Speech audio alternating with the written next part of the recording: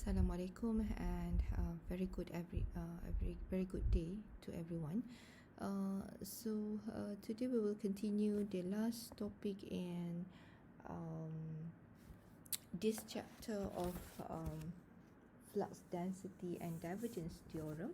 Okay, before we proceed to the next chapter in electrostatic field, which will gonna be the potential. Okay, so let's finish this topic before we go to the new topic. All right, so divergence. Okay, in this slides we will explain about the divergence and the divergence theorem. So the objectives of this topic will gonna be you should understand the divergence concept. Okay, you will be introduced what is the divergence concept and how to apply the divergence theorem. Okay, so first you will be introduced to the concept first, and next you will be used as the applications of the divergence theorem.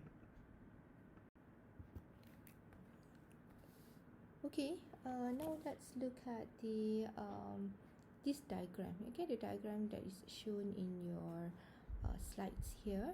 So I believe you already know about the this formula here, which is integrations of d dot ds is equals to q enclosed, and this is what we call as the Gauss law. Okay, this is what we call as the Gauss law. Alright, so now d dot ds is the one that is referring to the Gaussian surface, right? To the area of the surface. Okay, to the Gaussian surface, and the q enclosed. Okay, and the q enclosed. Okay, wait, yeah. The q enclosed is the one that is inside. Okay, the charge that is located inside the Gaussian. Okay, inside the Gaussian area. How much the charge that is located inside the Gaussian area? Okay, now let's consider, or let's think what will happen if this closed area, okay, this closed Gaussian area now is become very small, or it start to shrink. Okay, the closed surface volume now is shrink to become 0. Okay, as stated in your slide here, as the volume becomes very small, okay, the volume is become very small, which is nearly to 0. Okay, the closed surface area will then be like a point charge. Okay, it will then be like a point charge. It will become like a point. Yeah, it will become like a point, which inside that is located and a charge. Okay, it is located a charge. Yeah? So the total flux, okay, but there's still, since that there is a charge inside that, so of course the flux will flow. Yeah, there is a flow of flux. Yeah? So the flux, okay, the flux that is flowing outside, which is coming out from the very small area of the closed surface just now, yeah, that becomes shrink, yeah, that is started to shrink. Okay, your Q now is just like a charge density. Okay, will become like a charge densities, yeah. So that's why it will becomes rho v. Okay, your point charge just now will become, or will be, or will turn as a charge densities now. Yeah.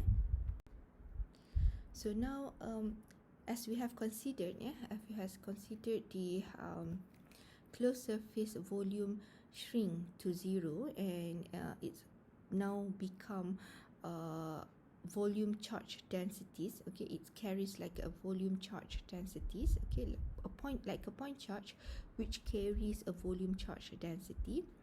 So let's take delta V, delta V as the closed surface volume. Okay, so we have a closed surface volume. Okay, so let's say the volume inside here is denote as delta V, and we divide both sides of the Gauss law. Now we divide the both sides of the Gauss law, which is our d dot ds here. D dot ds is equals to q enclosed. Let's divide both sides with delta V, okay, as shown in your slides. Okay, and we take the limit when the delta V is nearly becomes 0. Okay, so when your delta V is nearly becomes 0, as we have discussed just now, your Q, okay, your Q will become as same as rho V. Okay, your Q will become as same as rho V, which mean your charge, okay, this is going to be the charge density. Okay, this is a charge density for a single point. Okay,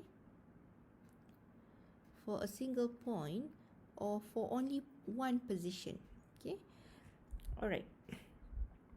So by this we can rewrite the equation. Okay, we can rewrite the equation. Okay, this equation here, okay, as a divergence D equation. Okay, is known. Okay, this equation is known as divergence D equation, where divergence D is equals to rho V. Okay, divergence D is equals to rho V, which also this divergence D can also be written as this operation. Okay, the opposite directions of triangle. Okay, which we call this symbol as del. Okay, del operator. Okay, we call this symbol as del.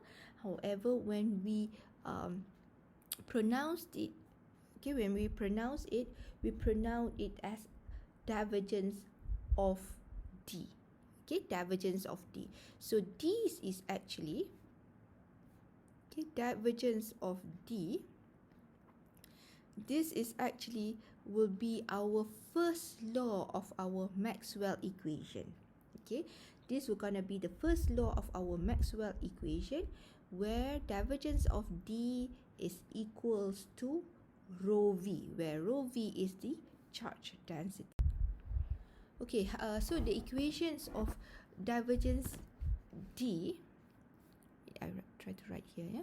Divergence D equals to rho V, okay, is actually a relations rates of change, okay, of the D component, alright, of D component to the charge density of rho V at a point. So when you have a positive charge densities, yeah, of course your directions of D will be pointing outward from the charge source, right? So your equations were going to be divergence of D is equals to rho V. Okay, I'm so sorry, with this symbol is supposed to be upside down. Okay, divergence of D equals to rho V. Okay, so in this case, yeah, when you have a positive divergence, we call this as a flux source. Flux source. Okay, we call it as a flux source, or it also known as a flux source when it is in a positive charge. Okay, however, when your charge density is in a negative charge, so in a negative charge, we know the direction we're gonna be in opposite way. Yeah, it will be inward instead of outward. Okay, it's gonna be inward instead of outward. Okay, so therefore your divergence of D, okay, please make it corrections here. Your divergence of D will become or will equals to negative rho V. So in this case, we also call this formula as a sink of flux. Okay, sink of flux. Yeah. Alright, so the divergence operator, which is also can be written as such a del. Okay, is a vector quantity. Okay, it must be in a vector quantity. So as we know, a vector quantity must be always depending on the coordinate system, and we have learned three kinds of coordinate system in this EMT courses, which is one, we're gonna be Cartesian. So the divergence of D for Cartesian is written as such, and for cylindrical, the divergence of D is given as such. So you're gonna have variables of R, Phi, and Z. And for spherical, your divergence of D will be given or will be written as such. I know once you look at this formula, you might be feel very very complex. Yeah, you can see that the formula is quite complex, so don't worry so much. Okay, in exam or in test, usually this equation will be given to you, so you don't have to worry to memorize this formula, okay, because this is will be given to you.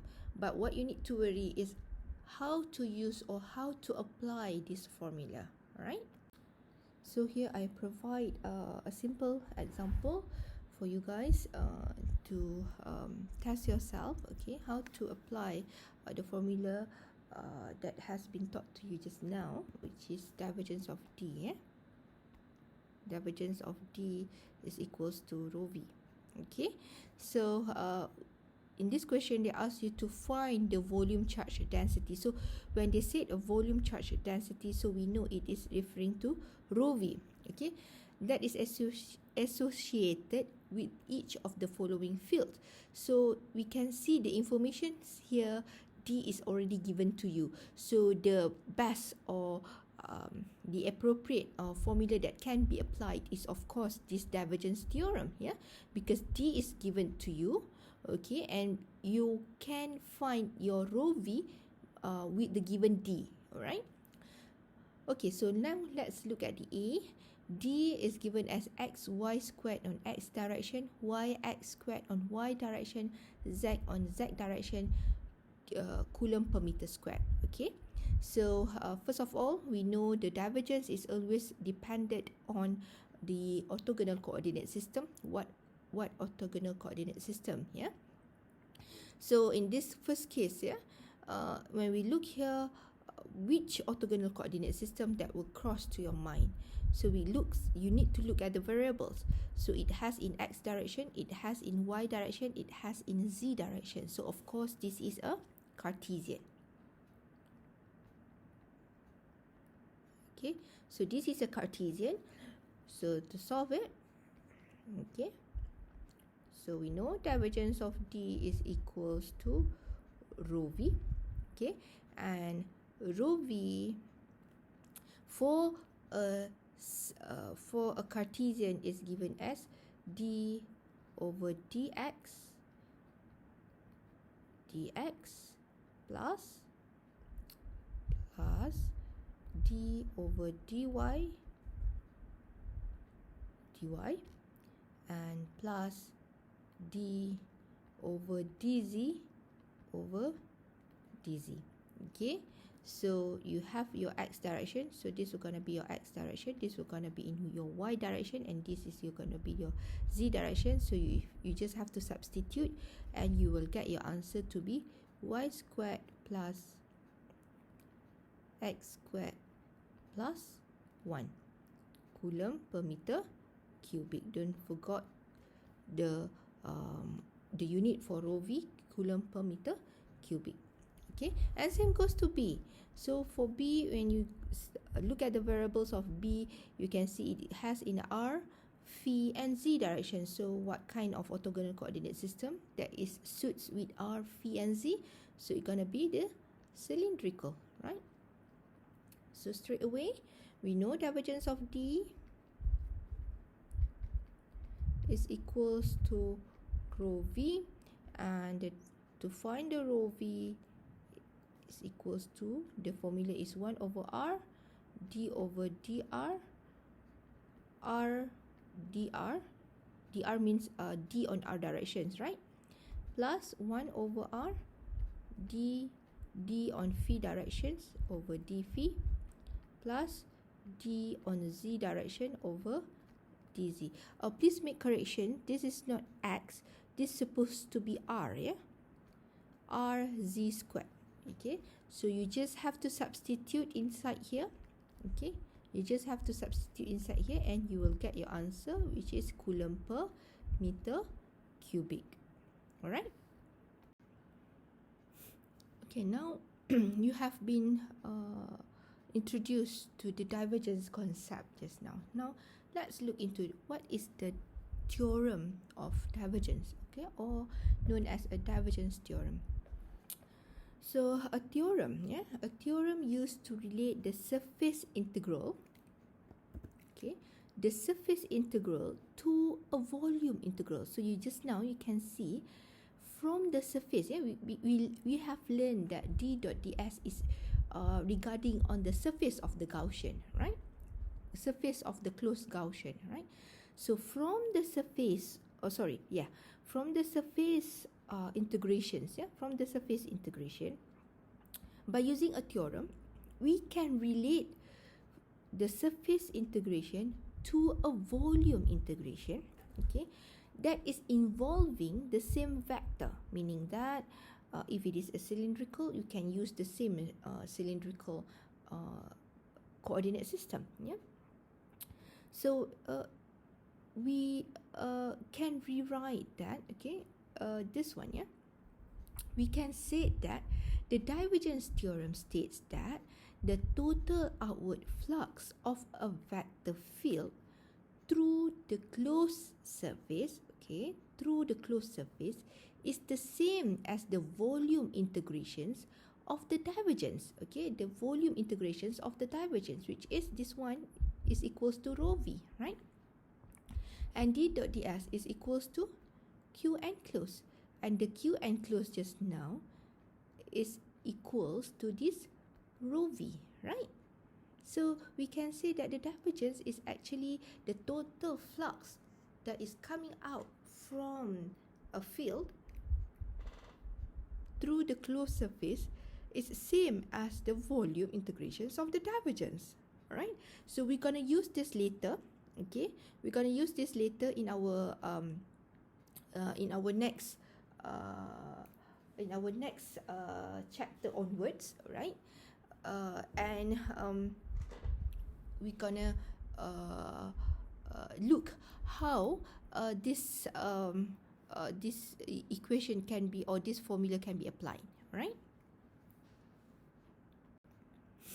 Okay, as a summary, we have learned so far about the electric flux. Okay, remember electric flux, which is the symbol as psi e, okay, is equals to q, and then the electric flux density, which is d is equals to epsilon naught e, okay, and the relation between flux density and electric field, okay, and also you have been introduced to Gauss law, which is d dot ds integration, yeah, closed integration surface of d dot ds is equals to q enclosed. All right, so is induced by a special cases. Remember, what are the special cases to allow you to use this Gauss law? It must be infinity and it must be uniform. All right, and then we have extend the equation of Gauss law that leads to the concept of divergence, which is the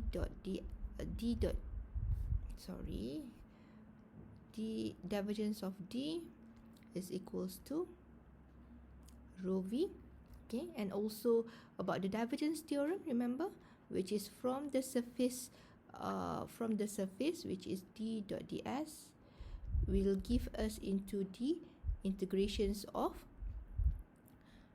divergence of d, okay, divergence of d, right? Thank you so much.